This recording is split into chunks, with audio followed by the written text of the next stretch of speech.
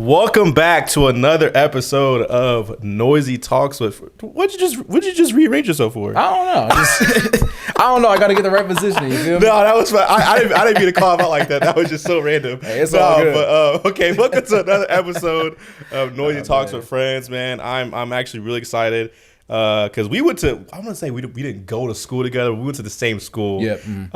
But as always, I never know who people are unless they like hit me up like, hey bro, like I would love to do this with you. I'm like, wow, like you of all people would want to do something.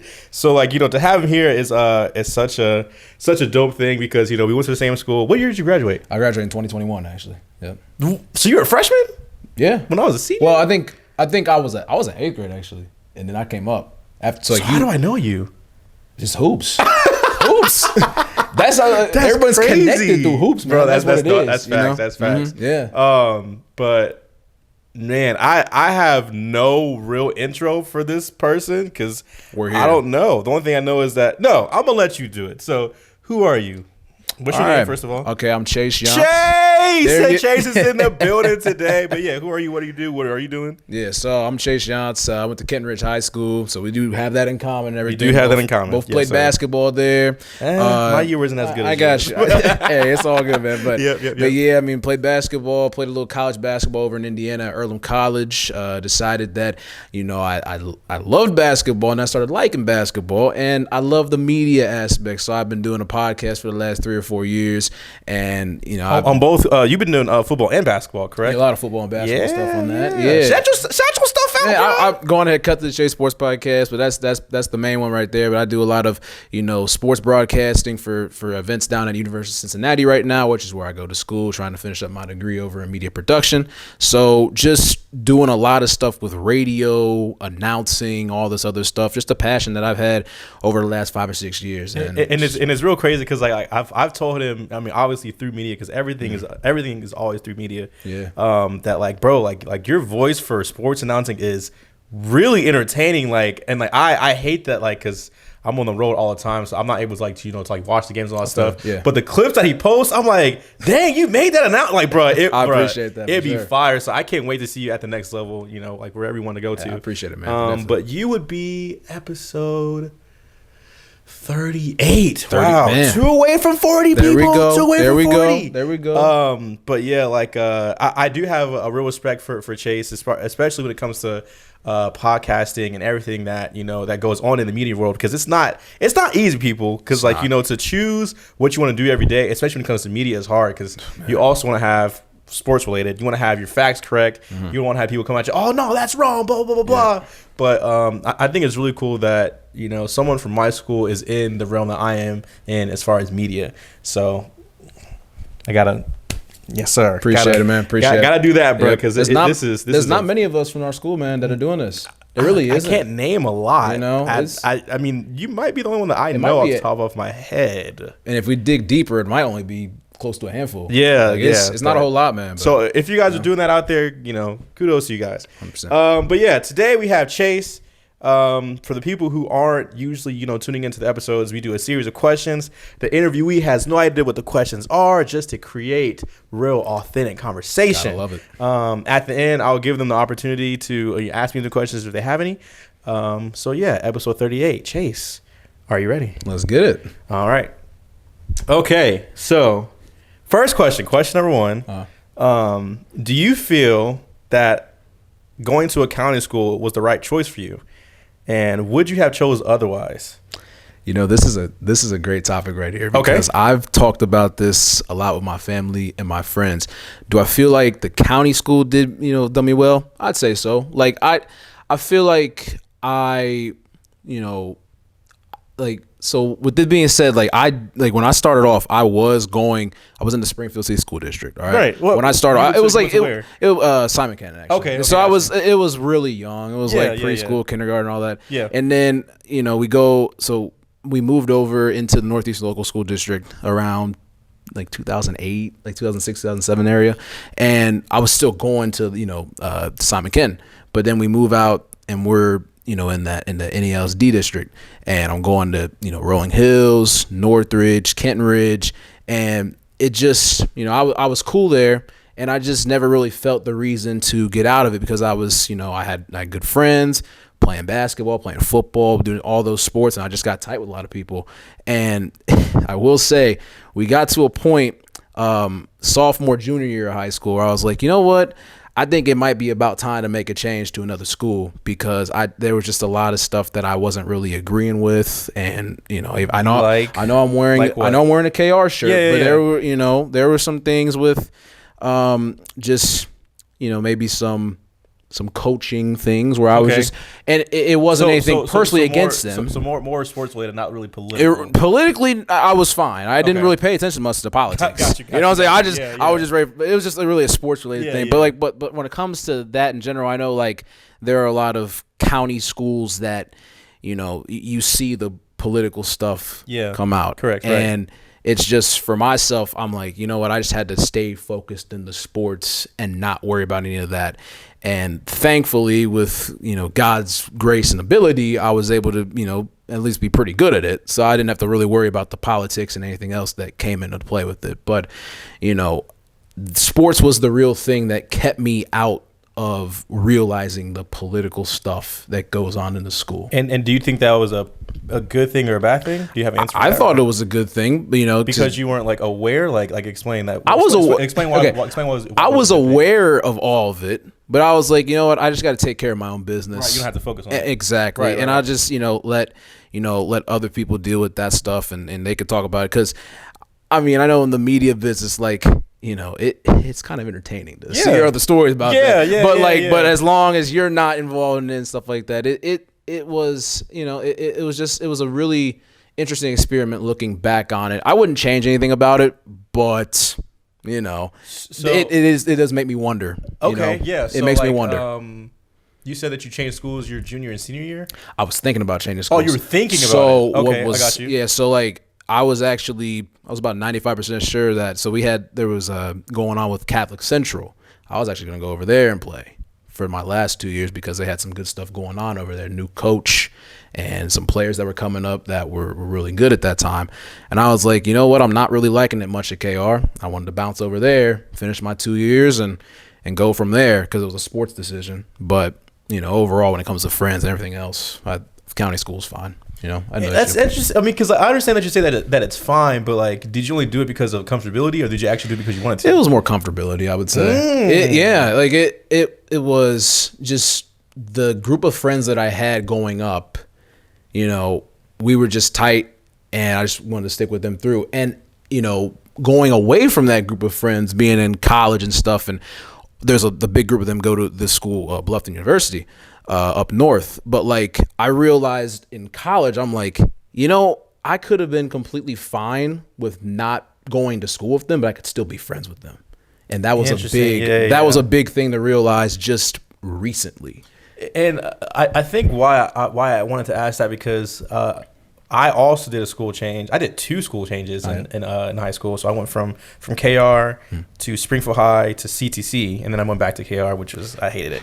But I think the whole county school aspect is like being people of color. It's very different when we do go to county schools because it's like, okay, you guys are good at sports. Let's just put you in the sports and yay. But when it comes to the politics aspect, like, I was getting bullied a lot by players, coaches, parents, just for being black, which is insane. It's ridiculous. Like you're looking at me for being black. Insane. So it's insane. Like I think that like one of the reasons why I asked that because like when I went to a public school, Springfield, that being, it opened my eye up to like, wow, being black is actually kind of cool. Yeah, 100%. So I was just saying like as far as that aspect, like do you wish that you would have experienced that in a grander scheme? Well, I experienced it more in college when I was at Earlham because it was a predominantly black, basketball team that I was on, and it was a melting pot of people from all over the place. Got you. But I kind of got that experience over there, and I was like, this is sick. You know what I'm saying? Like this is cool.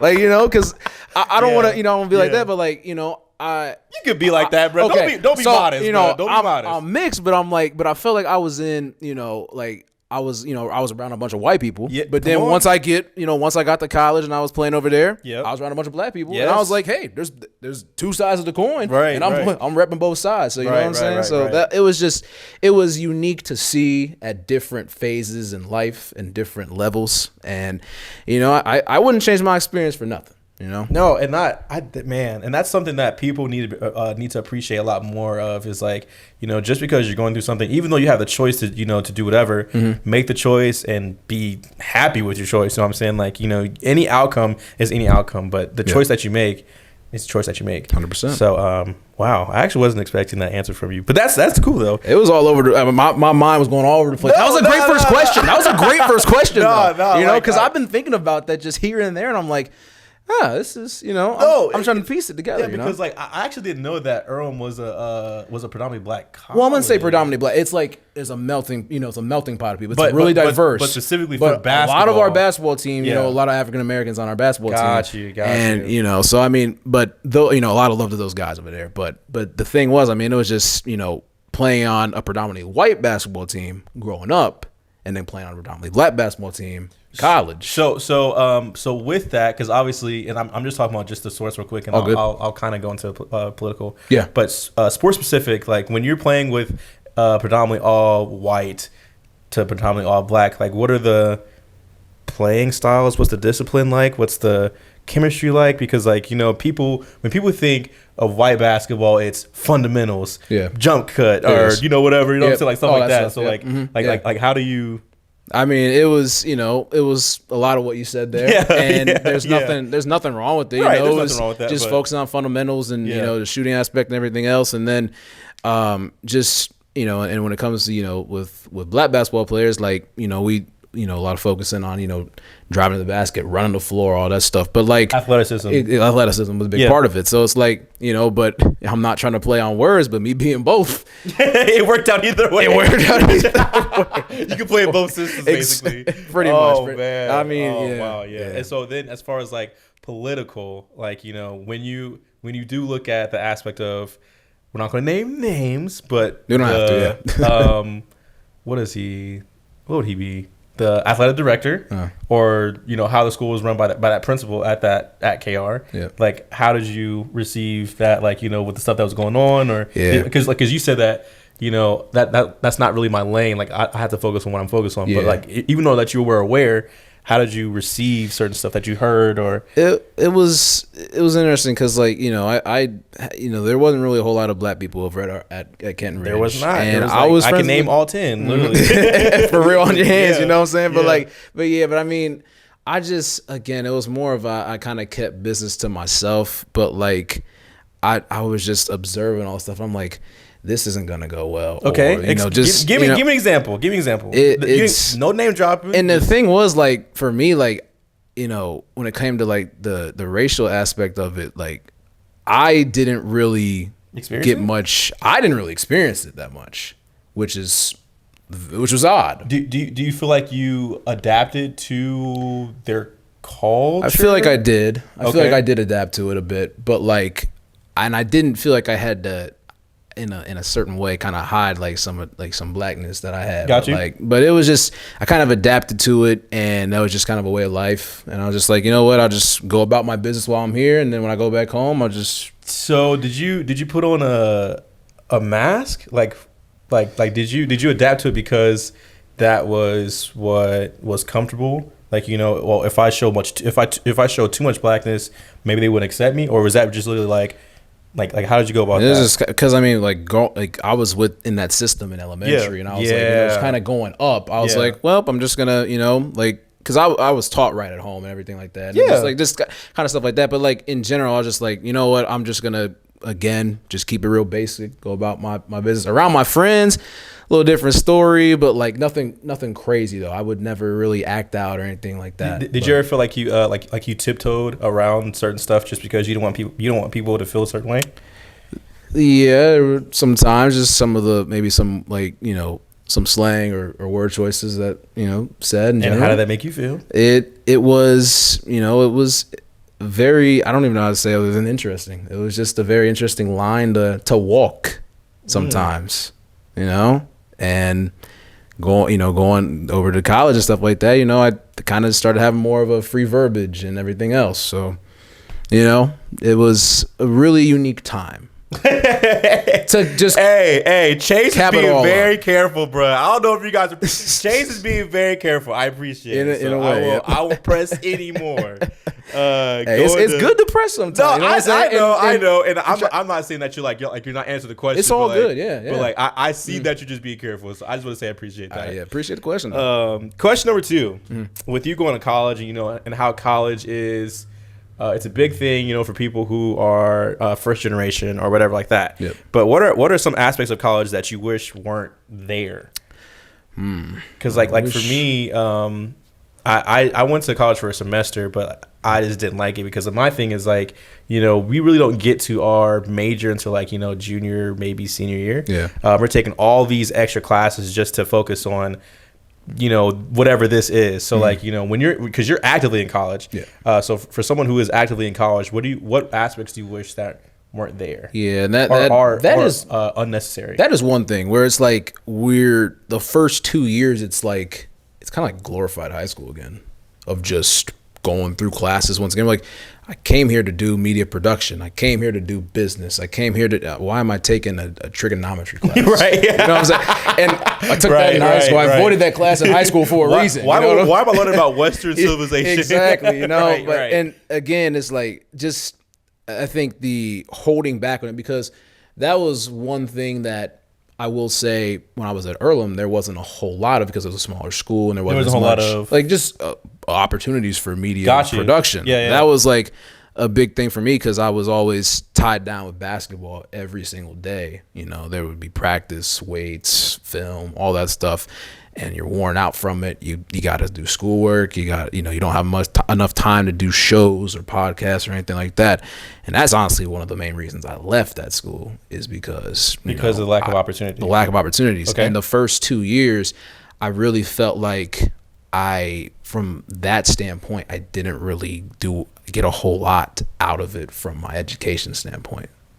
And that was a big part of why I was like, yo, I got to make a change. And if I want to get to where I want to get to, I got to make a big leap somewhere. So even with Cincinnati being obviously a bigger school, more opportunities, et cetera, stuff like that, obviously there's still stuff that you see or that that you do, or this is unnecessary. So even at a bigger stage or a place that has more opportunities, do you still wish that there was stuff that you didn't have to do in order for you to get to the place that you have to go to? Yeah, I mean, it was specifically college. Specifically college. Yeah. I mean, just I don't know. There's a handful. There's like a small bit of things where it's just name them, talk about them, let it out. And again, I gotta get the grinders thinking. Yeah, I gotta keep the thinkers thinking on this. Yeah, but in general, I think lectures. I understand there's a balance with lectures and a bunch of and some classes where it's take a test on a lecture. I'm like, why are we doing that? I can't. No, that does make sense though, because it's you're speaking to us and now you want a 50-page essay on something. I just what I mean, I feel I think being in college, I think some schools have done a really good job of this, but we need to be active. We need to have if we're trying to do this in a certain class, let's get after it. The networking aspect. And I have a couple of classes that do a lot of the networking aspect, and it's been pretty good. But overall, I think we kind of spend a little bit too much time getting, just sitting back on it. And just, once we get into college, I know we're trying to figure out a lot of stuff, trying to figure out who people are, this, that, and the other. But I think we shouldn't waste time in trying to get people reps. Woo! So in general, I think you bring up a good point, and that's the one thing with the media organization I work with down at the school. Yeah, they get people in exactly, and there's not many people that are doing and announcing stuff, which is a good thing for personally. Right. But in general, we get people in, so it's get your reps done, let's go and go forward. But So do you think that college would be more successful if, like, let's say I'm going there, I pick a major my first year. Let's say I didn't have to take any of those. What are those classes? General ed classes. Let's say I didn't have to take any of those classes, and I just started just on my major from freshman to senior year. Do you think that there would be a larger leap, or I'm sorry, a larger leap in people wanting to stay in college? Because I feel like a lot of people drop out because they're so indecisive. Yeah, and because I know a couple of people that are like, oh, I changed my major 3 or 4 times. Exactly, right. Just their first semester and because of the gen ed classes. Exactly, right. And it's like it's tough. And those gen ed classes, man, they really they tell you a lot of, not tell you a lot about yourself, but like it is tedious, or like what? It's tedious in a way, but at the same time, it's like, man, you got to be on this. You know what I'm saying? Right, Where right. It's like if you get through this part, maybe the rest is gonna be fine. But like, it's a tough battle to go through when you're trying to get through gen ed classes where you're like, college is gonna be different than high school, but then you get right back into it and you're like, damn, it's like the same thing. Right. I'm just living on campus pretty much. Like it's a lot of other stuff that goes with it. But like, I think if you were able to just jump right into it and see what it's about, and if you like it from the start and you just keep going forward, see what happens with it. And that's so interesting because I feel like people do kind of give up after them like not thinking, or not really thinking through the major that they're either doing or wanting to do. Because I feel like most people are like, okay, yeah, this is the major I want to do, blah blah blah. They get through the gen ed classes, and like you said, like, okay, maybe I'm not really built for this, and it kind of sucks though, because then they have to keep restarting, and that's something I keep saying to my family members is like, people who feel stuck. It's like the reason why you're stuck is because you feel like you always have to keep restarting a project. And I feel like if you just finish it, you can first of all see what you're worth, see what you can do, and etc. Yeah, and it's just, I think a lot of it is just the research of like, what can I do with this, or examples of who else has gone through this. Maybe that if you want to, for example, want to be like a sports announcer or something like that, and you're like, this guy took this path. It doesn't have to always be this set narrow path that you have to walk down to get to that, destination. So just, I think if you want to get somewhere, you got to look at who else has gotten there. Obviously, you're writing your own story. But at the same time, if you look at other people's, with their stories and their destinations that they've gone down, and you're like, this gives me confidence. This could give me confidence. I can go down any road that I want. I just got to have, the perseverance, the faith, and the determination, and we could end up somewhere. So you kind of bring up a good, or a talking point, I should say, about inspiration. So I am for and also against inspiration. And this is why. I feel like inspiration, some people use inspiration as obsession. So, oh my gosh, I love, I don't know, Patrick Mahomes. I love Patrick Mahomes. I want to be a quarterback, X, Y, and Z. But you obsess over the actual person than obsessing over the actual work. So why do you think people get lost with inspiration? Because to me, inspiration is you look at something and then you go right back to what you're doing and you do it from the inspiration or the example of what you saw. So why do people get lost between the two? I think it's, again, like you mentioned, they get caught up in one person. You kind of got to keep an open mind where it's like, this guy does this well, or this guy does this well. And you just have to be real cognitive about how if you're trying to, you're obviously trying to make yourself, you're your own person. But like, if you're going ahead and you're like, I want that accuracy like Joe Burrow. I want to be able to move around like Patrick Mahomes. I want to be able to have that vision to run the ball like Lamar Jackson. Just like, for example, where you're like, you take pieces from other people and you're like, I could use that. I could use this here. I could use this there. You just can't get satisfied over one person to try to emulate that, because then you're going to try to end up being like them, but you're your own person and you're going to fail. Because something that people always talk about is nothing is ever original. People, whatever you're thinking in your brain or your mind or whatever, someone else has thought. But with the stuff that you see that's already been done, like you said, you take certain pieces and you make it into your own. That's what makes it original, is because it's coming from you. So just keep that in mind. Going into question, did you have anything else? I'm good. Okay, going into question number 3. being in this generation and as young as we are, what added pressures what added pressures do you put on yourself? I think coming from like high school or like elementary school going into adulthood, it's very different. You know, as people, or not as people, as children, we see our parents. We're like, man, their life is easy. All they do is go to work, take care of us, and go home. Now with you went from elementary, high school, now college, and like now you see or obviously you have been through the work-life balance, even with school and sports, you see the work-life balance. So like what added pressures do you put on yourself that you don't necessarily need? I think this is a big thing with our entire generation is the fact of getting rich quick. Okay. Yeah. And I think people feel like they need to get it figured out by age 22, by age 23, and saying, I need to be making, 7 figures, something like ridiculous stuff. Outrageous. Unbelievable stuff. Yeah. All right? Yeah. And that goes on ahead. Like maybe there's a couple people, and they see it a lot on social media where it's like, someone on TikTok is, what I'm saying, like they make, millions of dollars off the app. Like, okay, that was they got blessed with that. You know what I'm saying? But like in general, I think it's that people put too much pressure on themselves that they need to succeed right away and they need to have money to just show for it. And I think you got to appreciate the grind and the process and everything else that comes with it.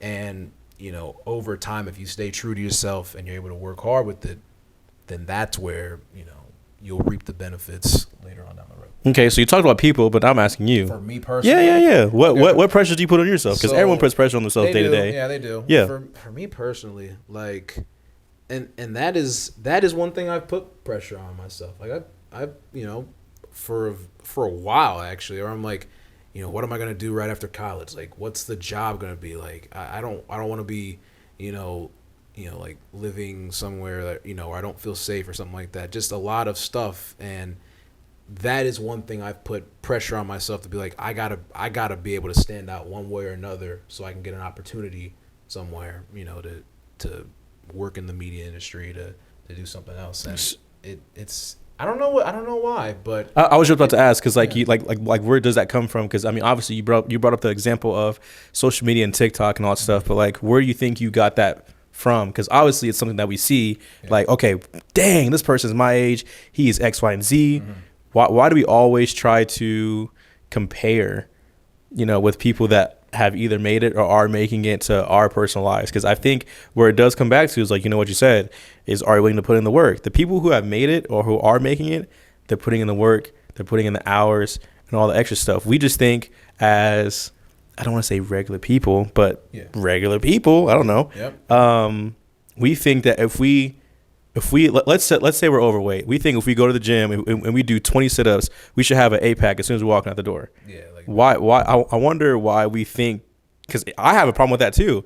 Is like, I'm doing all this stuff. Like, why is nothing reaching anything? Yeah. But then you actually go back through the years of how many times or how many hours people have put in this work. You're like, dang, they've been doing this since like X, Y, and Z. Yep. When you're just starting out, it's really hard to be an overnight success. It is. But yeah, I mean, kind of not explain, but kind of elaborate more on where you see that from for you to be like, man, I have to do this. Like, I don't feel any pressure from my parents whatsoever, but my parents have, they've worked really hard and they've built to put a good life for me. They're an example. They're a very good example. Correct. Right. And I'm like, I feel like I want to get to their point and beyond that to, help, because there's times where like my mom and I will joke and stuff like that. And my mom's like, that's going on your bill, Right. Yeah. Borrow $5? Oh, that's going on your bill. Right. In general. But I'm like, I feel the self pressure where I'm like, I really do want to get to a point where I just,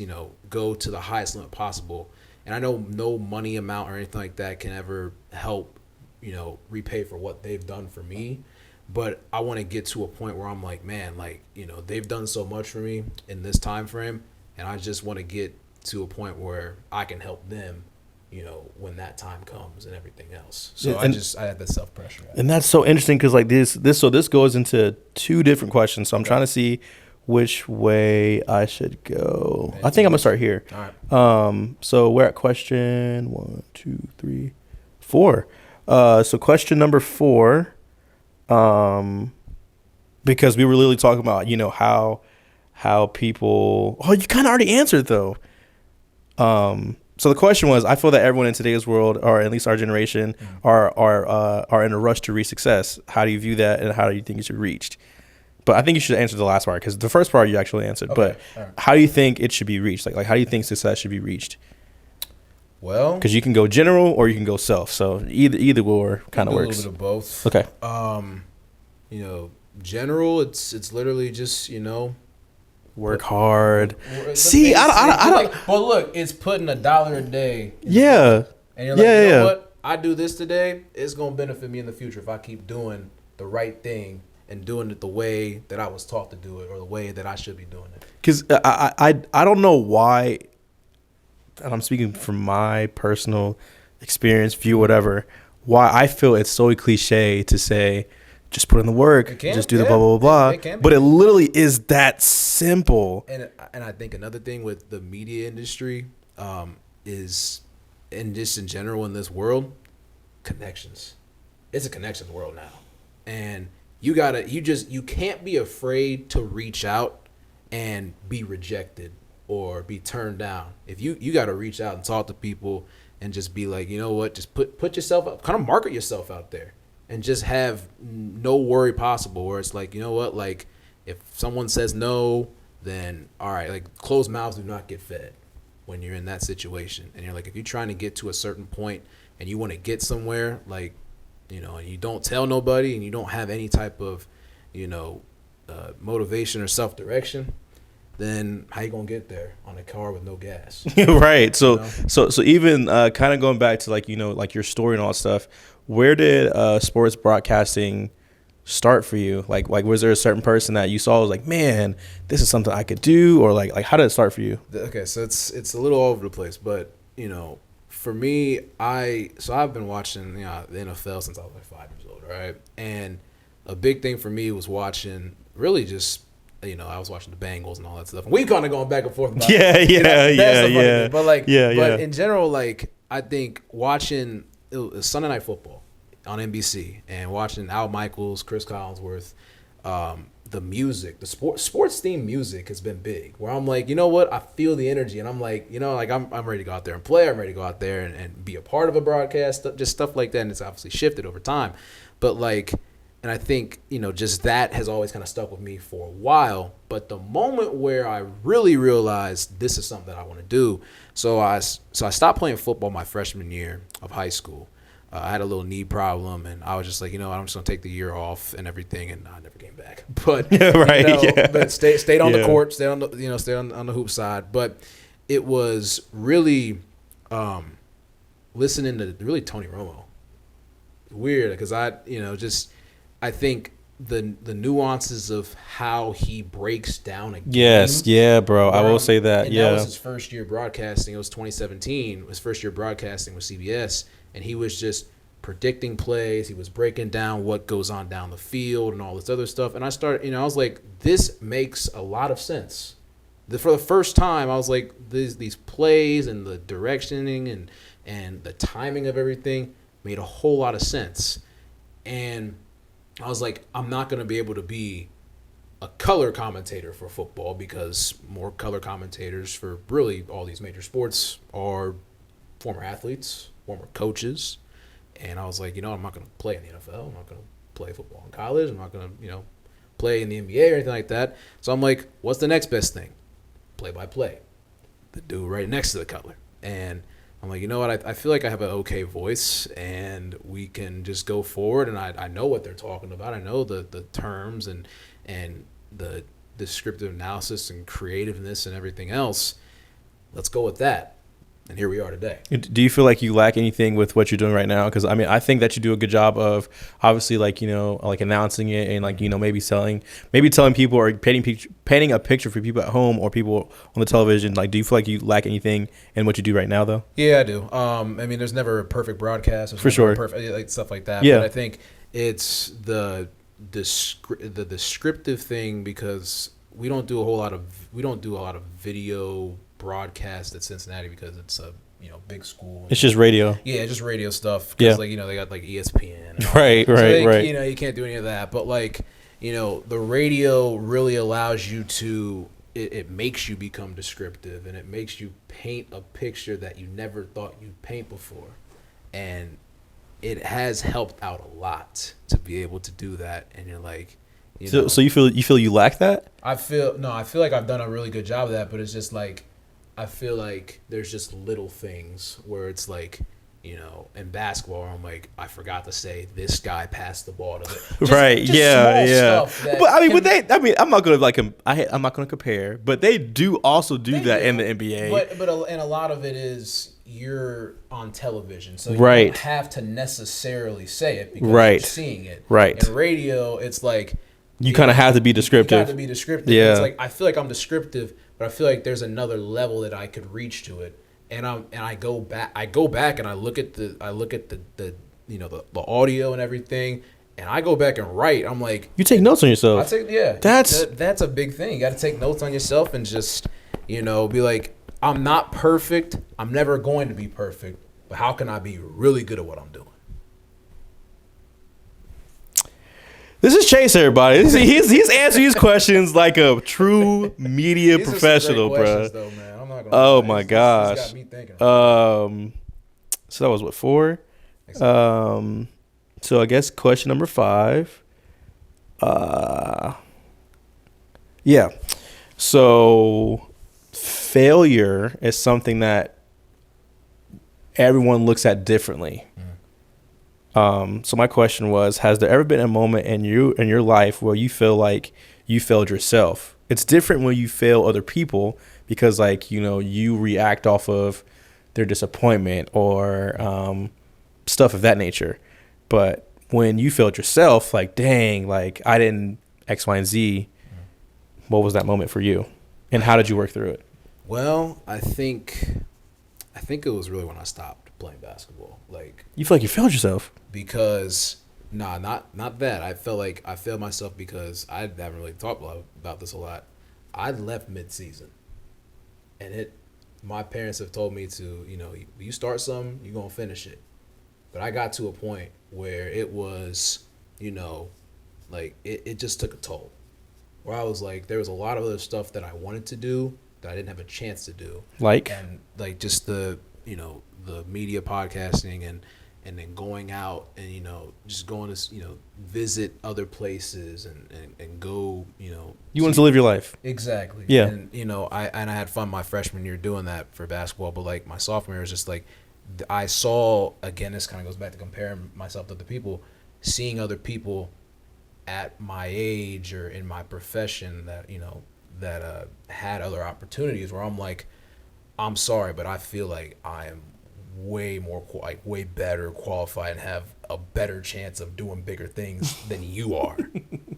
And that's not being arrogant. No, it's not. It's really not. I'm just speaking with confidence of Correct. myself. Yeah. And I feel like I missed out on some of those opportunities. For me with basketball, I feel like I already accomplished what I needed to accomplish personally because as a freshman I did start and everything and I played a decent bit and I was able to have some really good games and stuff like that. And I was like, like the rest of the way I'm just going to try to enjoy it. But when I stopped playing, it was a really tough time because mentally I was just all over the place where I was like, like basketball was just, it really wore me out. It was like a burnout.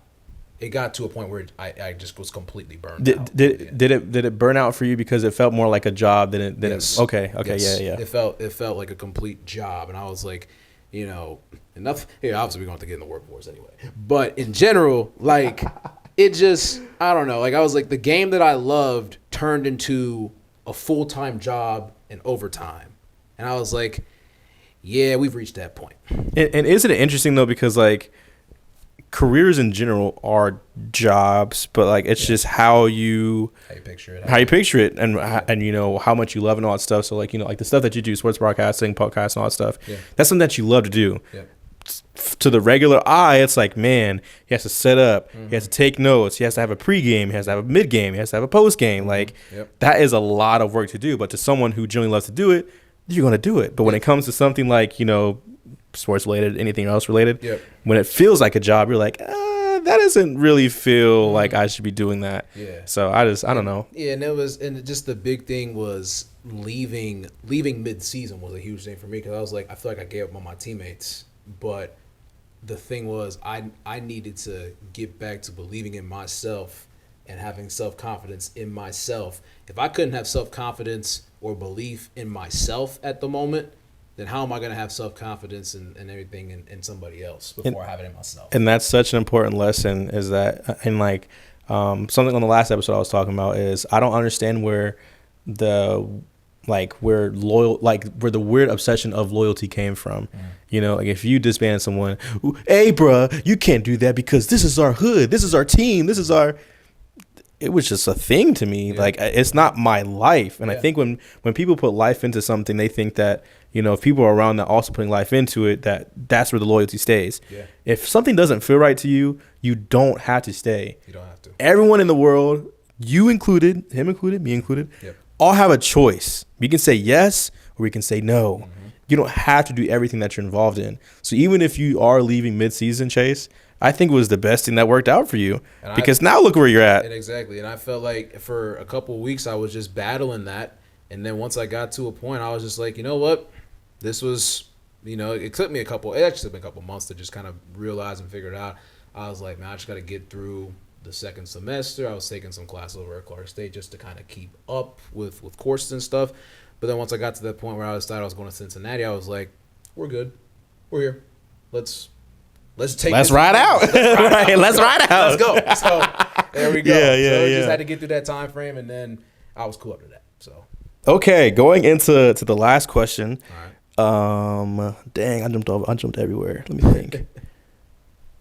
A lot of topics we covered. Oh yeah, I mean you got to. I'm trying to learn you, bro. I'm trying to learn you. Yes, sir. Yes, sir. Okay, so this is kind of this is not like a personal question, but it's just like a question because I don't know of you. Yeah. But from an outside view, not knowing you very well, you seem like you're the type of person who stays to yourself. Yeah. How is that both a positive and or a negative in your life?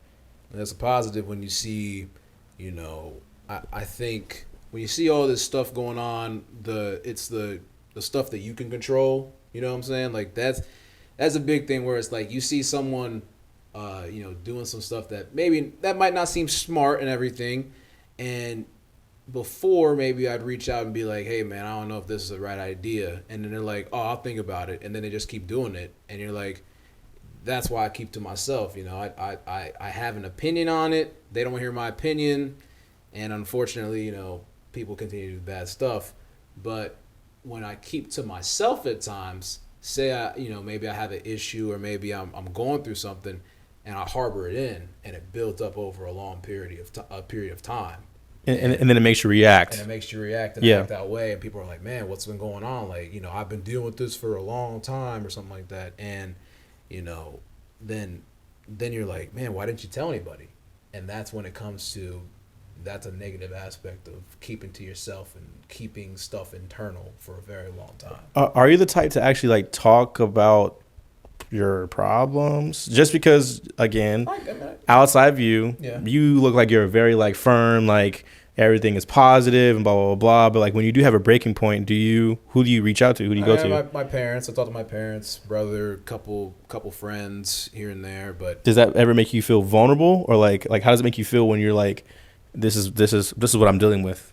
I mean, it sometimes it feels a little vulnerable, but that's, you know, no one's just Mr. Invincible. Everyone has a breaking point, and I think just knowing the right people to talk to in situations like that, or knowing that you have those people you can go to, makes you feel a little less vulnerable about yourself. So that's kind of how I take it. And that's very good to hear, just because one of the biggest reasons why I do this is because I want people to feel comfortable just with talking in general. Yeah. Like I love knowing that, you know, 90% of the people that I have on here, besides my mom, my sister. No, I didn't even know them pretty much. Like everyone that I've had on here, I didn't know. So, you know, to have talks with people that aren't random, like you know of people, but like you don't know them internally. Yeah. So for people to be like, hey, I would love to. Why would you want to be vulnerable on my episode or and you see on your shows, man, you think, man, I like this. Yeah, make this a safe space. Correct, and that's the opportunity. That's literally like the whole idea is, you know, and it also gives people a good practice because like something that a viewer told me like a few months ago was like, you know, the questions that you were asking your sister or the questions that you were asking your aunt, you know, I went back and asked my family. I'm like, what? Man. Like questions that I'm just like, I'm not going to say randomly thinking of, but I take the time to, you know, really like plan stuff out. You're asking your family the same questions and you're having those good dialogues. But I think that's the main idea for me wanting to have this space. Yes, it is a safe space, but I also want to challenge people to think. Like we have our generation, we're not good thinkers. Like we mostly react, but we don't know how to control our emotions. Mm-hmm. So when it's safe spaces like this, you're allowed to be like, okay, let's take a breath. Let's talk about it. Let's blah, blah, blah, blah. Because then you're able to actually navigate through a question or navigate through an emotion. Yeah. So like, that's why I never tell anyone what the questions are. Cause it's like, you know, I don't want to give you the questions a week ahead. And like, you know, you're sitting right down. Oh, I can say this to this, blah, blah, blah. Exactly. Because, you know, whatever. It makes you think. It makes you think. You react to the question. You think of an answer, and you bring back stories or times in your life where you're like, I did this because of this. I did this because of that. And there's a string of things. And that's actually something that I wanted to ask you about. Like, you know, obviously you just said like why I do the show, but what exactly, like, when did you start of like thinking about like when like trying to create this show? You know what's funny? Hey, Chase is good. I'm gonna tell you why Chase is good. He knew that the end was coming up. Cause look, usually I say, "Hey guys, that was the last question." Blah blah blah. He knew it was coming up. This is how you know Chase is a professional. This is no gimmick. This was not planned at all. Chase is a professional, people. Future professional. That is, no, you're a professional. No, you're a professional. That was correct. I have never had anyone smoothly be like, you know what, let me counter that for you. What? Wow, bro. No, I'm actually, hey, shake my hand, boss. Hey, I was actually impressed. No lie. Like, I'm over shocked. But, so ask the question again because I was so thrown off guard. So obviously you have, you know, I know you explained why you created the show and everything. Yes. Yeah. But what moment was it where what was the moment in your life where you're like, I got to start doing this stuff? So it's two moments. One moment was I was with my family at a cabin trip, and I wrote everyone personal notes about, you know, the state of our relationship, like with my aunts, cousins, everyone there. Everyone got a note. Yep. And I was like, man, I wonder what it would be like to know my family on a personal level outside of cookouts and barbecues and having fun, because there's a lot of family trauma that, you know, that were never surfaced because we don't talk about this stuff. So that was one moment. And then the second moment was I was with my friend. We were actually here. He was my first episode. Shout out to Isaiah. We were supposed to do reactions because like he has like a reaction channel page, whatever. Yeah. And I was like, man, I'm just not feeling, you know, like reactions. He's like, well, what else do you think we could do?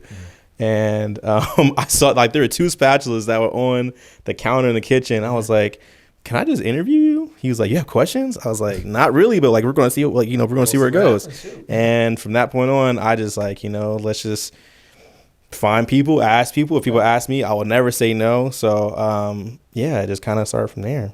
38 episodes in, man. 38 episodes, freaking crazy. Do you have anything else before we end? Any other questions? Any other statements? Anything? Just, you know, if you got a passion, just keep going for it, you know? Wait a second. Now we're getting speeches at, bruh. Do y'all see how professional this man Chase is, bro?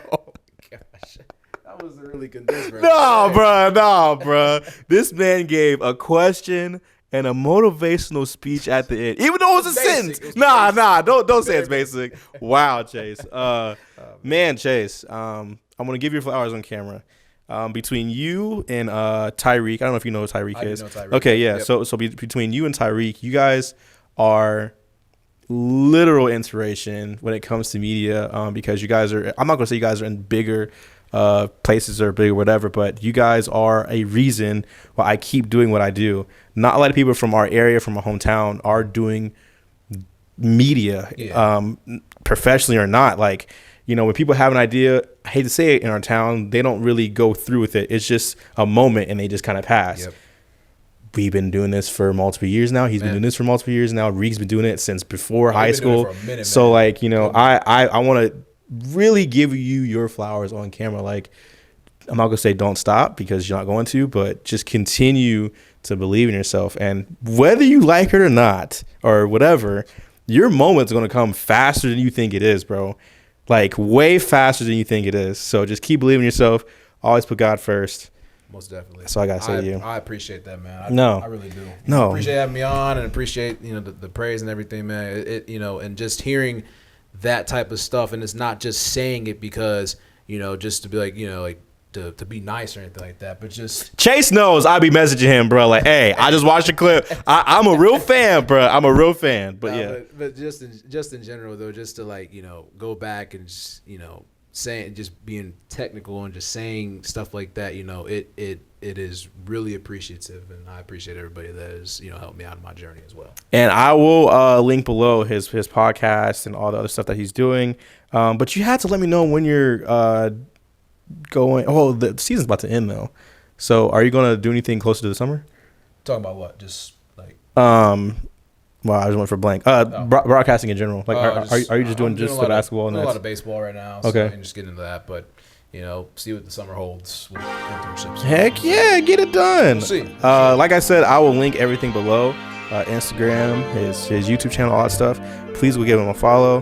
But other than that, guys, it has been another episode of NOIZ.I Talks, episode 38. 38 with Chase. It is NOIZ.I, or AKA Zion, and Chase Johnson. And we are out.